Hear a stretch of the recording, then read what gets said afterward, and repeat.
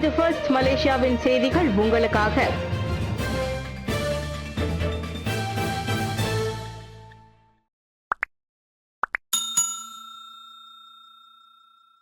முஸ்லிம் அல்லாதோரின் கவலையை போக்காத வரை புத்ரஜயாவை கனவு காண வேண்டாம்.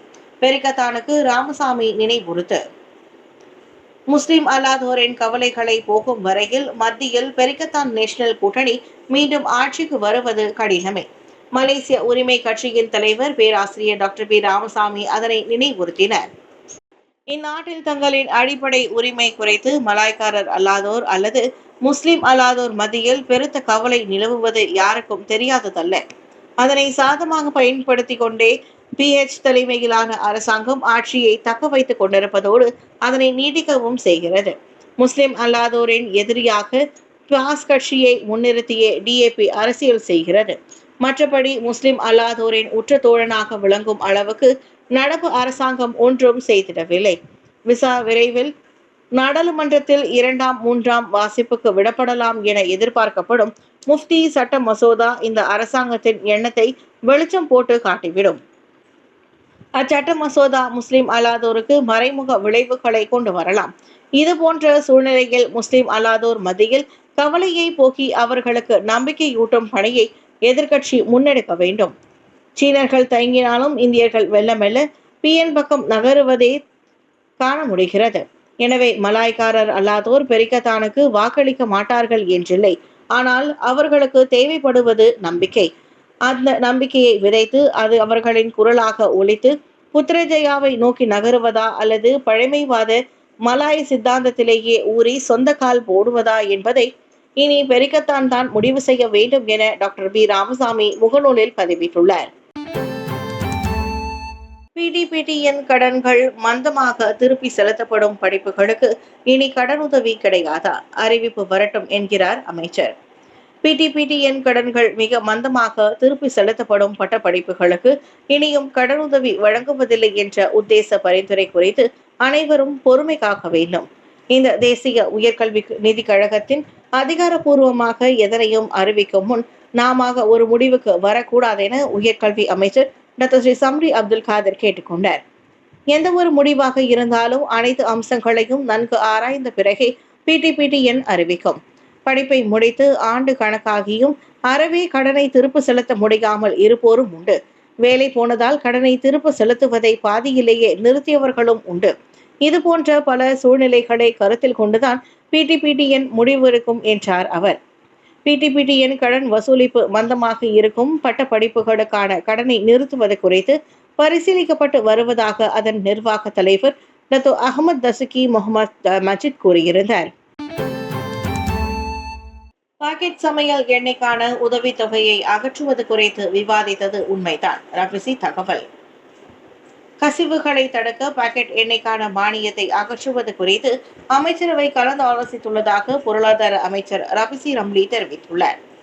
உதவித்தொகை அகற்றத்தால் சில விளைவுகள் உண்டு என்றாலும் எண்ணெய் மானியத்துக்கு அரசாங்கம் மில்லியன் கணக்கான ரிங்கிட்டை செலவிட வேண்டி இருப்பதையும் புரிந்து கொள்ள வேண்டும் என அவர் சொன்னார்.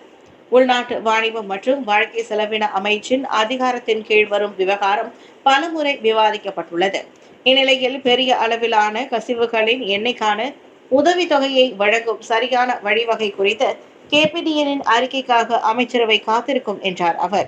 முறைகேடுகளையும் கசிவுகளையும் தடுக்கும் முயற்சியாக பாக்கெட் சமையல் எண்ணெய்க்கான மானியத்தை அகற்றிவிட்டு அதற்கு பதிலாக இலக்கு வைக்கப்பட்டோருக்கு ரொக்க உதவியை வழங்குமாறு அரசாங்கம் முன்னதாக கேட்டுக் கொள்ளப்பட்டிருந்தது. என்னதான் அமலாக்க நடவடிக்கை எடுத்தாலும் பல்வேறு வழிகளில் கசிவுகள் தொடர்ந்து நடக்கவே செய்தால் உதவித்தொகையை அகற்றுவது சரியானதாக இருக்கும் என துறைசார் நிபுணர்கள் கூறினர். மூவாரில் வெளிநாட்டு தொழிலாளர்களுக்கு இடையில் மூண்ட சண்டையில் ஆடவர் கொலை, 5 பேர் கைது. மூவார் பக்ரியில் கடந்த செவ்வாய்க்கிழமை வெளிநாட்டவர்களுக்கு இடையில் மூண்ட சண்டையில் ஓர் ஆடவர் கொல்லப்பட்டது தொடர்பில் முதன்மை சந்தேக நபர் உள்ளிட்ட 5 பேரை போலீஸ் கைது செய்துள்ளது. கொலைக்கு பின் தப்பியோடிய 2 பெண்களும் அவர்களில் அடங்குவர். மியான்மர், இந்தோனேஷிய நாட்டவர்களான இருவரும் ஜஹூர் பாருவில் உள்ள வீடமைப்பு பகுதியில் தனித்தனியாக கைதாகினர். மற்ற 3 வரும் மியான்மர் ஆடவர்கள் ஆவர். சந்தேக நபர்கள் 7 நாட்களுக்கு தடுத்து வைக்கப்பட்டனர். வெள்ளிக்கிழமை செவ்வாய்க்கிழமை இரவு 10:30 மணிக்கு வெளிநாட்டு தொழிலாளர்கள் தங்கியிருந்த வீட்டில் 11 பேருக்கு இடையில் மூண்ட சண்டையில் மரத்தளவாட தொழிற்சாலை ஊழியரான மியான்மர் ஆடவர் கொல்லப்பட்டார். தலையில் பலமான பொருளால் தாக்கப்பட்டு படுகாயம் அடைந்தவர் சுல்தானா பாத்திமா மருத்துவமனையில் சிகிச்சை பெறும் போது உயிரிழந்தார். வாகனத்தில் மோதப்பட்ட சிறுமி மூளை செயல் இழப்புக்கு உள்ளாகியுள்ளார். ஸ்லாங்கூர் குவானில் இம்மாதம் 14ஆம் தேதி 10 வயது சிறுமி சைக்கிள் ஓட்டி சென்ற போது வாகனம் ஒன்று மோதிவிட்டு தப்பி ஓடியதில் அச்சிறுமி மூளை செயல் இழப்புக்கு உள்ளாகியுள்ளார். அந்த சிறுமியை மோதிவிட்டு தப்பி ஓடிய வாகன ஓட்டுநரை கண்டுபிடிப்பதற்கு பொதுமக்களின் உதவியை குடும்பத்தினர் நாடியுள்ளனர். மூளையில் கடுமையாக காயமடைந்ததால் அதன் பாதிப்புக்கு உள்ளான அந்த சிறுமி உயிர் பிழைப்பதற்கான மருத்துவ கருவிகள் உதவியை நம்பியுள்ளார். குவாம் தொடக்க பள்ளிக்கு அருகே நிகழ்ந்த அந்த விபத்து குறித்த தகவலை அறிந்த பொதுமக்கள் பொறுப்பற்ற வாகன ஓட்டுநரை கண்டுபிடிப்பதற்கான தகவல்களை வழங்கும்படி குவாங் சீன தொடக்க பள்ளியின் முன்னாள் மாணவர் சங்கம் முகநூலில் வெளியிட்ட அறிக்கையில் கேட்டுக் கொண்டுள்ளது. வேகமாக சென்ற கார் ஒன்று அந்த சிறுமியை மோதிய பின் அங்கிருந்து நிற்காமல் தப்பிச் சென்றதாக அச்சிறுமியின் பெற்றோருக்கு தெரிவிக்கப்பட்டது. பினாங்கில் கொள்கலன் கார் மேல் விழுந்து இளம்பெண் இறந்த சம்பவம் குற்றச்சாட்டை மறுத்தார் லோரி ஓட்டுநர். ஆபத்தான முறையில் வாகனம் செலுத்தி அதன் கொள்கலன் கார் மேல் விழுந்து 21 வயது இளம்பெண்ணுக்கு மரணம் விளைவித்த குற்றத்தை லோரி ஓட்டுநர் ஒருவர் மறுத்தார். நவம்பர் 13ஆம் தேதி காலை மணி 9:16 அளவில் அபாயகரமாக ஓட்டி சென்ற லாரியினால் ஜாலான் கெபோன் சிரோவில் லீசி ரியோவுக்கு மரணம் விளைவித்ததாக பெர்லேஸ் கங்காரை சேர்ந்த 51 வயது மர்ஹிசான் மீது குற்றம் சாட்டப்பட்டது. குற்றவாளி என நிரூபிக்கப்பட்டால் கூடியபட்சம் 50,000 ரிங்கெட் அபராதம், 5 முதல் 10 ஆண்டுகள் வரை சிறை மற்றும் ஓட்டுநர் உரிமம் 5 ஆண்டு காலத்திற்கு தற்காலிகமாக ரத்து செய்யப்படும் வகையில் 1987ஆம் ஆண்டின் போக்குவரத்து சட்டத்தின் 41வது பிரிவு உட்பிரிவு 1 கீழ் மர்ஹிசான் மீது குற்றம் சாட்டப்பட்டது. அவருக்கு ஜாமீன் வழங்க மேஜிஸ்ட்ரேட் ஹரித் மஸ்டான் மறுத்ததோடு புஷ்பகோம் இந்த விபத்து குறித்த அறிக்கை, மருத்துவ மற்றும் சவ பரிசோதனை அறிக்கையை சமர்ப்பிக்கும் பொருட்டு ஜனவரி 24ஆம் தேதிக்கு வழக்கு விசாரணையை ஒத்திவைத்தார். டேசா பண்டானில் மரம் ஒன்று கார் மீது விழுந்ததில் சேதம், எவரும் காயமடையவில்லை. கோலாலம்பூர் டேசா பண்டானில் மரம் ஒன்று கார் மீது விழுந்ததில் அந்த கார் மிகவும் மோசமாக சேதமடைந்தது. எனினும் இந்த சம்பவத்தில் யாரும் காயமடையவில்லை என கோலாலம்பூர் மாநகர் மன்றம் வெளியிட்ட அறிக்கை ஒன்றில் தெரிவித்தது. வர்த்தக பகுதியில் மரம் விழுந்ததில் பரபரப்பான மற்றும் சாலைகளையும் மூடப்பட்டது.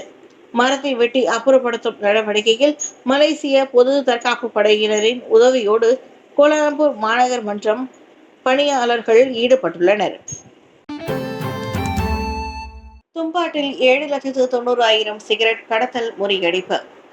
தும்பாட் மற்றும் கோத்தபாருவில் 2 இடங்களில் 7,90,000 சிகரெட்டுகளை கடத்த முயன்றதை மலேசிய கடல் அமலாக்க நிறுவனத்தின் அமலாக்க அதிகாரிகள் முறியடித்தனர்.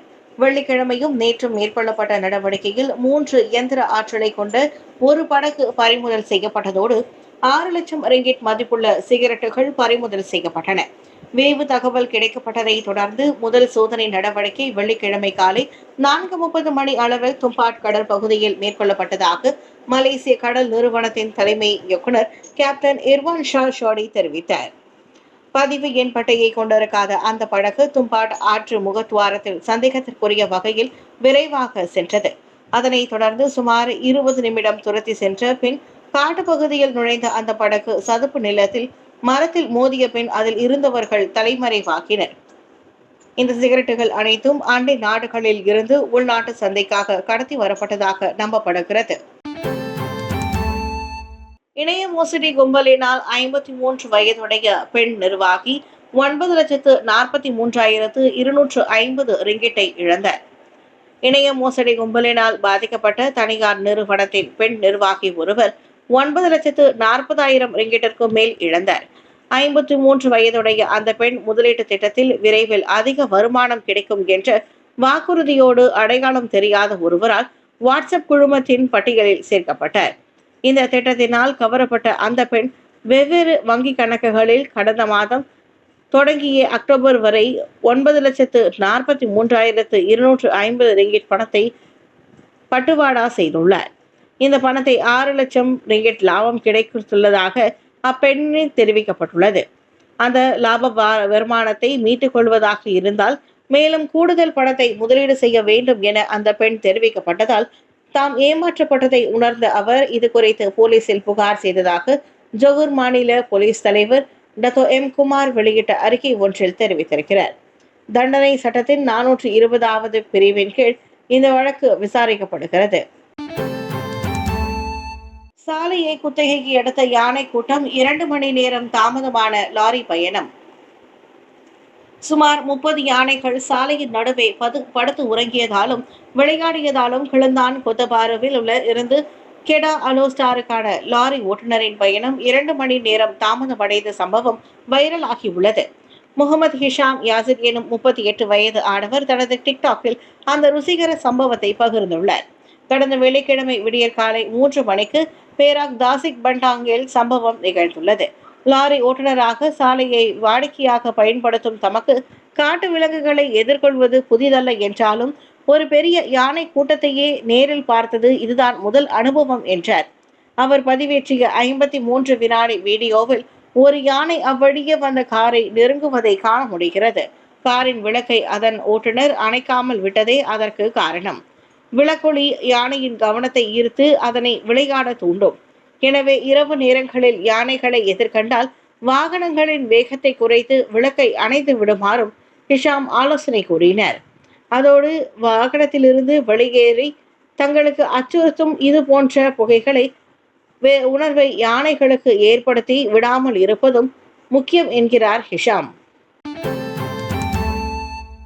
இஸ்ரேல் தாக்குதலில் பெய்ரூட்டில் ஹிஸ்புல்லா செய்தி தொடர்பாளர் மரணம்.